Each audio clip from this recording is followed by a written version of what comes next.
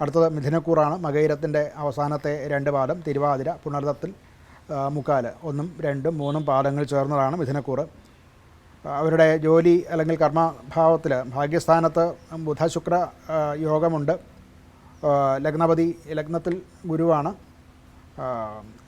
ഇവർക്ക് ഒരു നല്ല സമയം തന്നെയാണ് ഇപ്പോൾ ഉള്ളത്. എന്തൊക്കെയാണോ ശ്രമിക്കുന്നത് അതിലൊക്കെ നല്ല പോസിറ്റീവായിട്ടുള്ള ഫലം കാണാൻ സാധ്യതയുണ്ട്.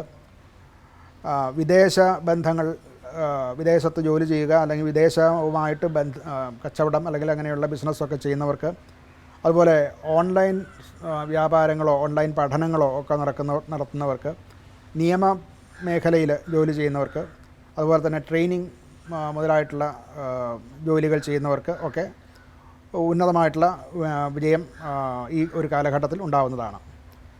ധനപരമായിട്ട് യാത്രകൾ കൊണ്ട്, അതുപോലെ പുതിയ പഠനങ്ങളെ കൊണ്ടുള്ള ധനാഗമ മാർഗം, അതുമൂലമുണ്ടാകുന്ന ധനാഗമ മാർഗം ഉണ്ടാകാൻ സാധ്യത കാണുന്നുണ്ട്. എന്നാൽ ഇവർക്ക് കുറച്ച് പാഴ്ചെലവുകളും ഈ ആഴ്ച ഉണ്ടാകുന്നതാണ്.